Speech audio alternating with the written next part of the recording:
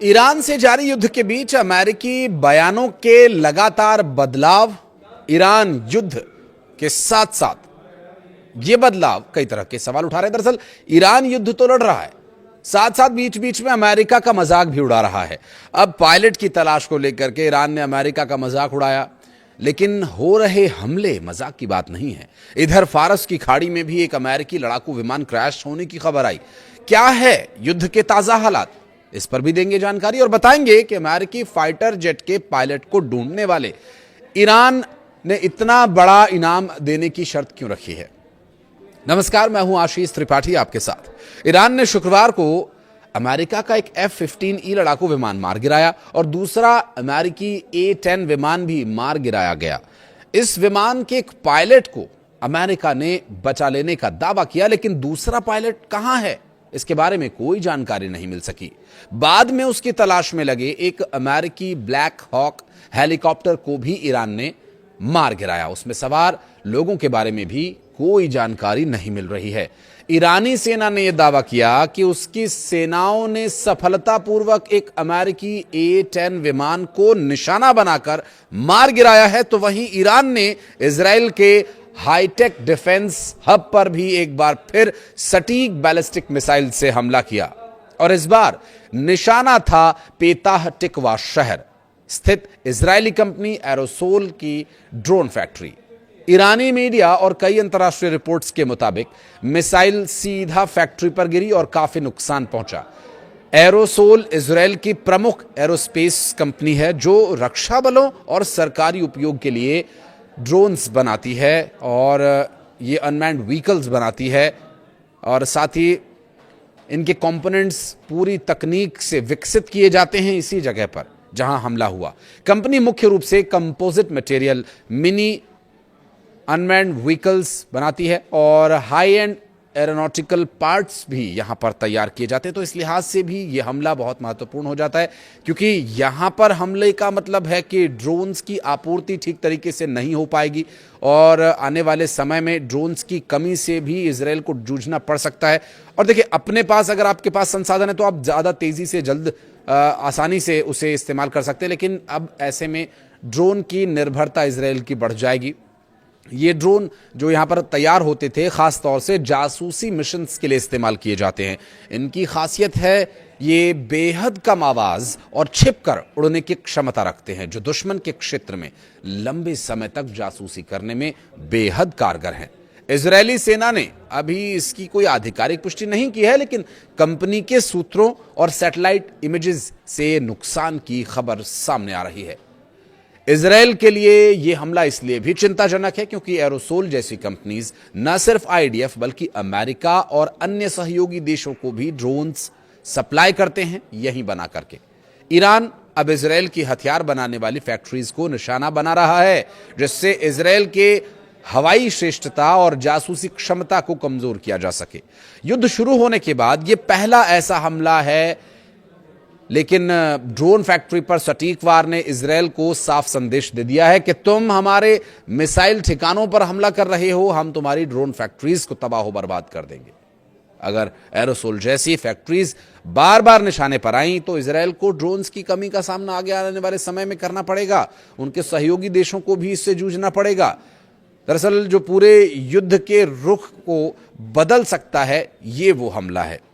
इससे पहले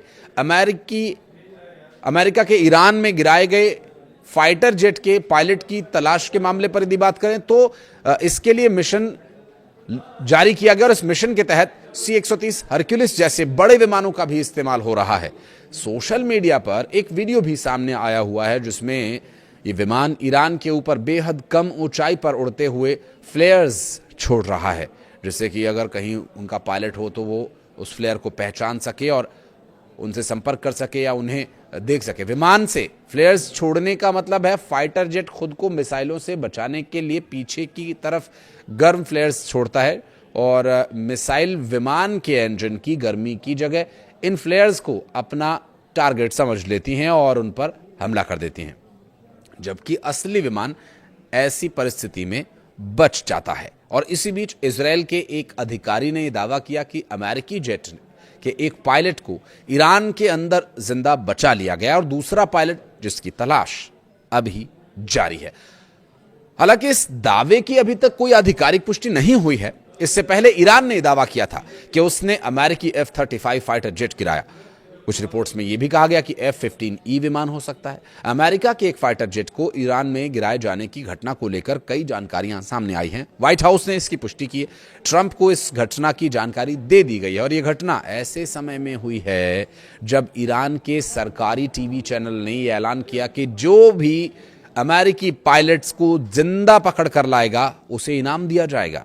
media reports के अनुसार ये जेट F-15E लड़ाकू विमान था जिसमें 2 लोग सवार थे, एक पायलट और एक हथियार सिस्टम अधिकारी।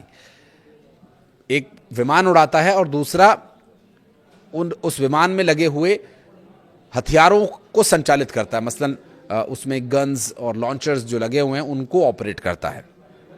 अब दोनों ने हमले के बाद सुरक्षित तरीके से इजेक्ट तो कर लिया, लेकिन एक अमेरिकी सैनिकों को मिल गया, दूसरा मिला नहीं। अब तक मिली जानकारी के मुताबिक इन दोनों में एक क्रू मेंबर को अमेरिकी सेना ने तो बचा लिया था, जबकि दूसरे की तलाश में कब तक सफलता मिलेगी इसके बारे में कुछ कहा नहीं जा सकता। लेकिन यह जरूर बताया जा रहा है कि ईरान भी अपने स्तर पर पायलट की तलाश में जुटा हुआ है। स्थानीय लोगों से मदद मांगी जा रही है।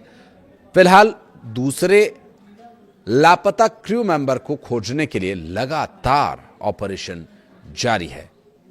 $30,000 अमेरिकी डॉलर की घोषणा की बात सामने आई थी इनाम के तौर पर, जबकि $10 मिलियन की भी बात घोषणा की गई है इनाम के तौर पर। जबकि एक फुटबॉलर ने तो यहां तक घोषणा कर दी है कि मैं अपने सारे मेडल्स उस व्यक्ति को दे दूंगा जिसने उस पायलट के बारे में जानकारी दी। बहरहाल ये पायलट की तलाश और इजराइल के ड्रोन्स पर हमलों के बीच पहले सफलता कहां मिलती है ये देखने का विषय होगा। लेकिन एक और महत्वपूर्ण रणनीतिक कूटनीतिक क्षेत्र है स्ट्रेट ऑफ होर्मुज, जिस पर एक और वीडियो हम आपके लिए लेकर आएंगे।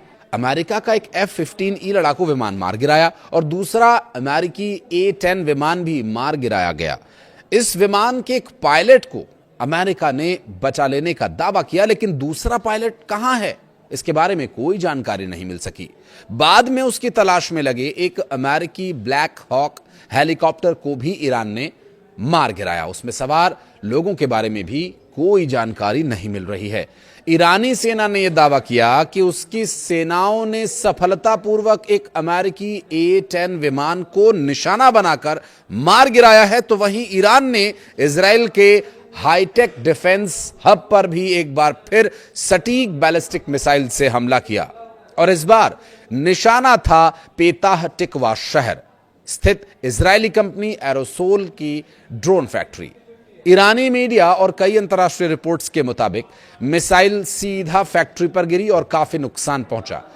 एरोसोल इजराइल की प्रमुख एरोस्पेस कंपनी है जो रक्षा बलों और सरकारी उपयोग के लिए ड्रोन्स बनाती है और ये अनमैन्ड व्हीकल्स बनाती है और साथ ही इनके कंपोनेंट्स पूरी तकनीक से विकसित किए जाते हैं इसी जगह पर जहां हमला हुआ।